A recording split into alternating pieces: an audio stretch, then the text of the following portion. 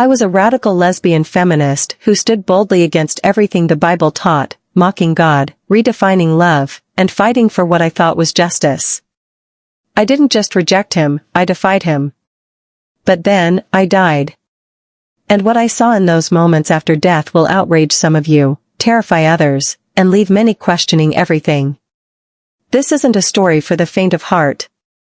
It's not easy to hear, and it's even harder to accept. But I was shown the truth about love, creation, and the lies we've built our lives around. And if you think you're prepared to hear it, I promise you, you're not. I've come back with a message that will offend, divide, and provoke you. But it's not my message, it's his. And once you hear it, you'll never see the world the same way again. My name is Celeste Dawes, but in the circles I moved in, I was known as Firebrand CJ. That name carried weight. It was a badge of honor for someone like me, someone who stood on the front lines of the feminist and LGBTQ+ movements. My life was dedicated to speaking out, to challenging what I saw as oppression, and to pushing for a world where everyone could live authentically. I led protests, wrote articles, gave speeches that ignited change, or at least, I thought they did.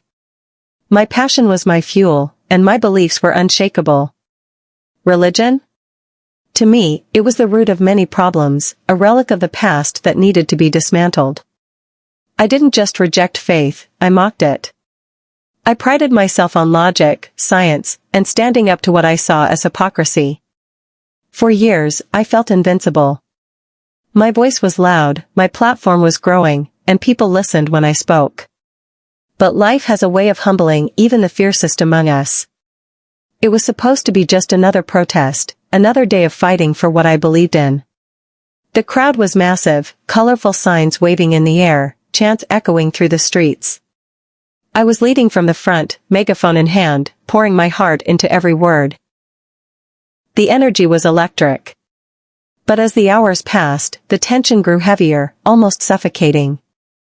What began as a peaceful demonstration quickly escalated.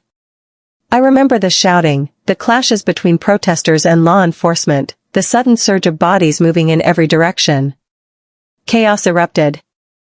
People were screaming, pushing, shoving. And then, it happened. The last thing I remember was a sharp, searing pain at the back of my head, as if the world itself had collapsed into that single moment. My vision blurred, and then, silence. When I opened my eyes, I wasn't where I thought I'd be. I was hovering, weightless, looking down. Below me was my own body, lifeless on the pavement, surrounded by chaos. People were panicking, calling for help, trying to revive me.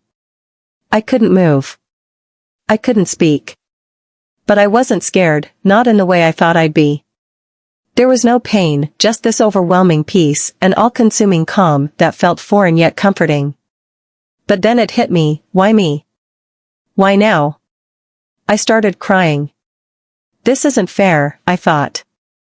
I haven't even lived my life yet. I'm supposed to have time, years, decades. I'm supposed to grow old, to see everything the world has to offer. Why now? And then, something strange happened. A breeze, no, a force, almost like a gentle but undeniable current, swept me up. It wasn't cold or harsh, it was soothing, like it carried intention and purpose. As I was carried, I saw others, other souls. They drifted past me, each one unique, but united in the same journey. That's when I realized something that still sends chills through me. Every second, someone on earth takes their last breath. Every second, another soul leaves behind everything they've known and steps into eternity. And every soul, including mine, faces the ultimate judge. I don't know how to describe where I was taken. It was a place unlike anything on earth, radiant, warm, and filled with light so pure that it didn't just illuminate, it healed. The air itself seemed alive, humming with peace and love. And then, I heard it. A voice, clear and unmistakable, calling me by my name. Not CJ, the name I had built my identity around, but my birth name. Celeste. The moment I heard it, I knew who it was. It wasn't just a voice, it was a presence. A presence that could only be one person. It was Jesus. At first, I resisted. I wanted to argue, to question, to challenge everything I was feeling and everything he represented. But in his presence, there was no room for debate. There was only truth, raw, undeniable truth that stripped me of everything I thought I knew. And then I saw him. His eyes held a depth I can't describe, as if they carried the weight of the world's pain and love at the same time. His hands and feet bore scars, the evidence of what he endured. But instead of sadness, those wounds radiated love, love so profound, so unconditional, that it was unbearable. I stood there, silent, overwhelmed by his presence. Every argument, every doubt I had ever carried melted away in the face of the truth standing before me. And in that moment, I understood something I had never been willing to accept. He didn't just know me, he loved me, despite everything I had done, despite everything I had believed. It wasn't just his presence that broke me. It was the realization that I had spent my life fighting against the very one who had created me. His scars weren't just marks of suffering, they were proof of the love he had for all of us, for me. And in that moment, I realized I wasn't just there to meet him, I was there to hear what he had to say. I stood before him, unable to speak, as he showed me the entirety of my life. It wasn't like watching a film, it was deeper than that. Every moment, every action, every word I had spoken was laid bare before me. There was no hiding, no justification, no spinning the narrative in my favor. I saw the years I had spent passionately fighting for what I thought was justice. The protests, the speeches, the debates, I had believed I was helping to create a better world. But through his eyes, I saw the pain I had caused. The words I had used to tear others down. The relationships I had destroyed in my quest to prove myself right. I saw the faces of people I had dismissed, belittled, or cast aside because they didn't align with my beliefs. I had thought I was standing for love, but the truth was clear, I wasn't standing for his love. I had been leading others astray, convincing them to reject the very foundation of creation. He showed me scriptures I had mocked and ignored. Passages about the sanctity of marriage, the roles of men and women, and the beauty of God's design for humanity. Male and female, he created them, he said, his voice filled with both authority and sorrow. You replaced my truth with your own, and in doing so, you led others away from me. Tears streamed down my face as I saw the ripple effect of my actions. How many lives had been influenced by my words? How many had turned away from God because of what I had championed? I couldn't bear the weight of it. I was blind, I whispered, so blind. As I stood there, overwhelmed by the weight of my life's choices, Jesus spoke with a clarity that pierced through every defense I had ever built. Homosexuality goes against the order of creation, he said. It defies the purpose for which I designed men and women. From the very beginning, I created them, male and female, to complement one another, to reflect my love in their union, and to bring forth life. His words were not spoken in anger, but in truth, and that truth carried a weight I couldn't ignore. He pointed to the natural world, to the very animals I had once admired for their simplicity and instinct. Look at creation, he said. Have you ever seen animals practicing what humanity now calls love? They follow the order I set for them. They live as they were created to live, without question, without rebellion. Yet humanity, whom I made in my image, has chosen to rebel against the very foundation of my design. He spoke of the consequences of rejecting this order. When you turn away from the truth, you turn away from me. And when you turn away from me, you choose a path that leads to destruction. What followed was something I struggled to even put into words. Jesus showed me hell, not as a threat, but as a reality for those who reject his love and truth. I saw souls suffering, their cries echoing in the darkness. Among them were those who had lived as I had, fighting for causes that went against God's design, rejecting his truth in favor of their own desires. These are the consequences, he said. Not because I wanted this for them, but because they chose it. I offer love, redemption, and truth, but I do not force anyone to accept it. They made their choice, just as you must now make yours.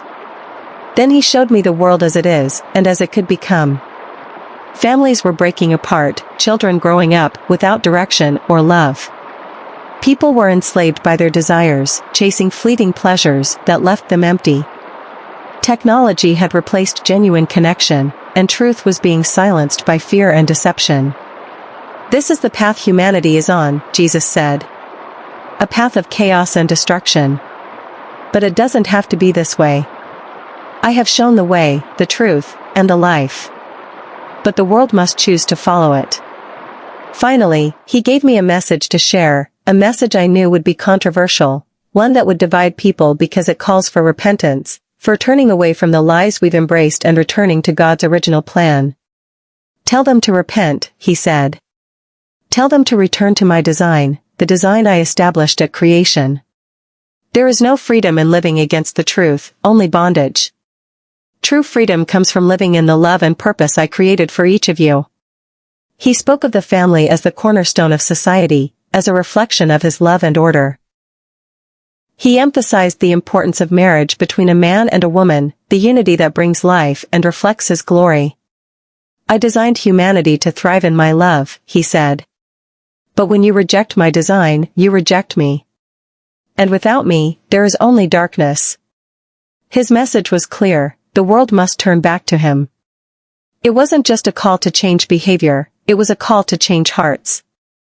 This message will divide the world, he said. Some will embrace it and find life. Others will reject it and remain lost. But you must speak it, no matter the cost.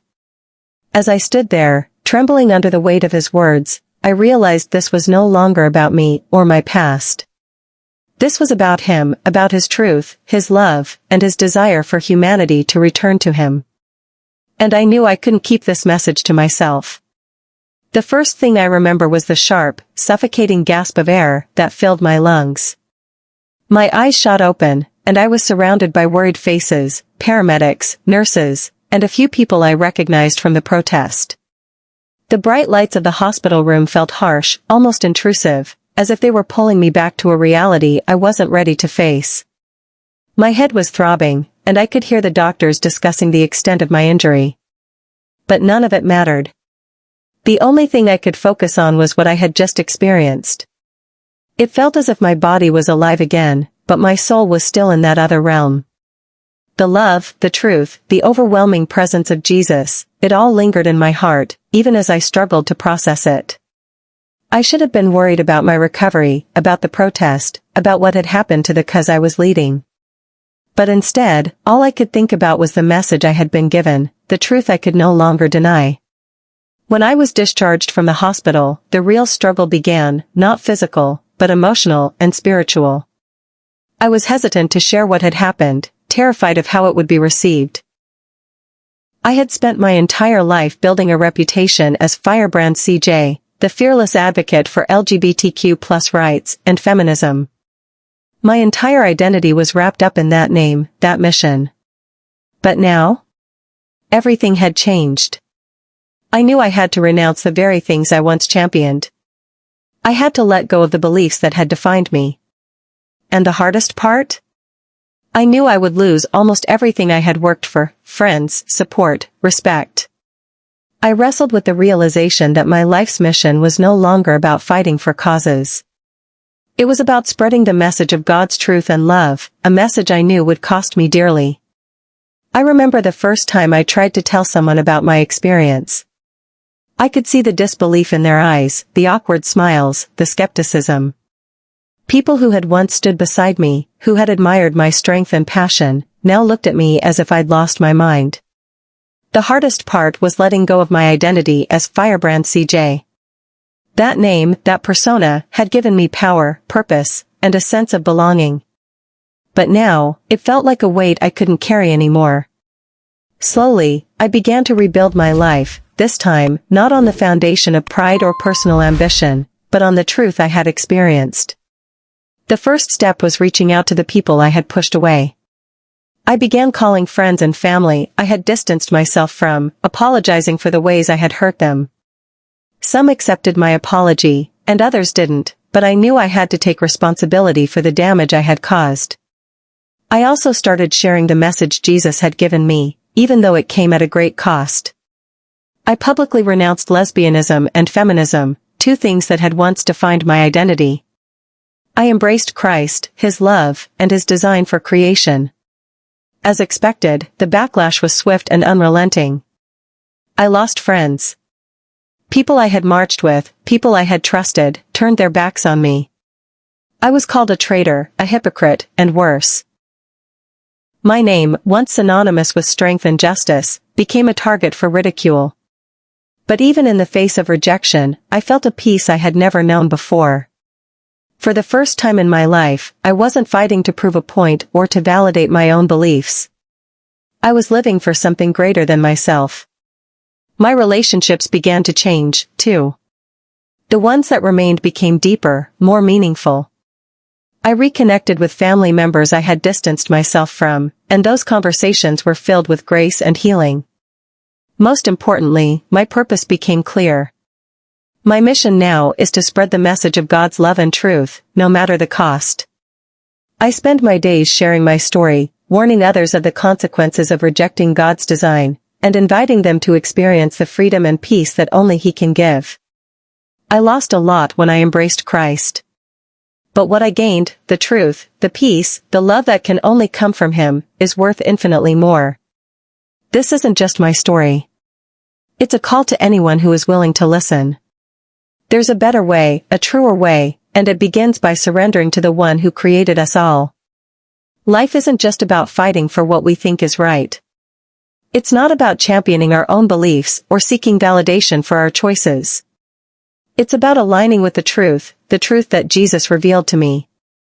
A truth that isn't based on personal opinion or societal trends, but on the unchanging design and love of God. For so long, I thought I understood what love meant. I thought I was fighting for justice, for freedom, for what was right.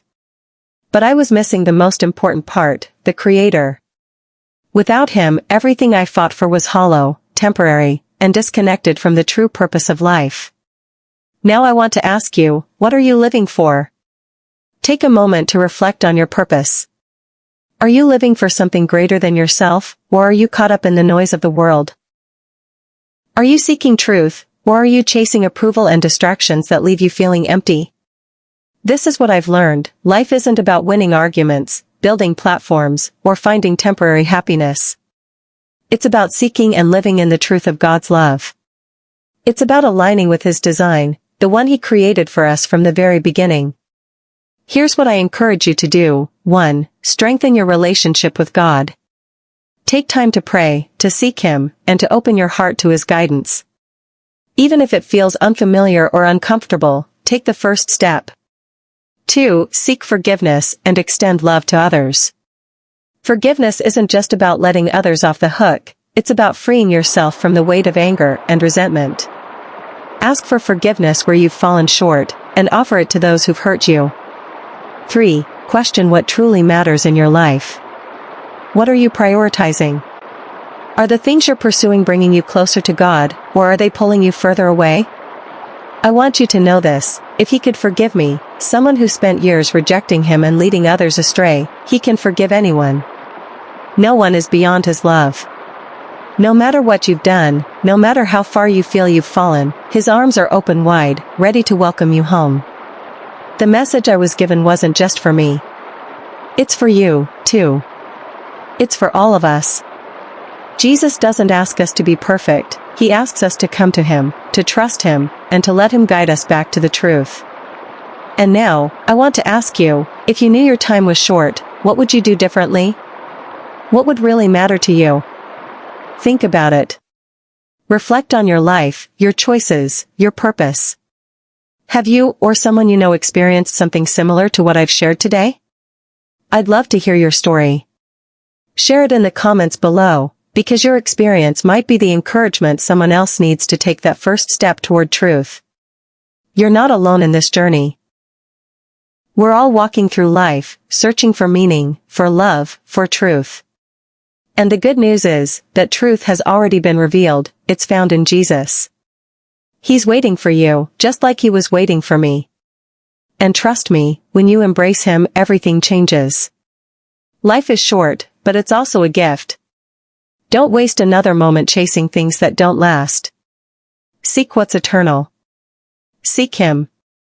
If this message spoke to you, if you found hope, encouragement, or even questions you want to explore further, I invite you to join this journey with me. There's so much more to share, and I'd love for you to be a part of it. Please subscribe to this channel so you never miss a story or a message that could change your perspective on life. By subscribing, you're not just supporting this platform, you're becoming part of a community that's seeking truth, hope, and transformation together. And don't forget to hit the notification bell so you'll be the first to know when a new video is posted. Let's keep this conversation going. Let's grow together. Thank you for watching, and I can't wait to see you in the next video.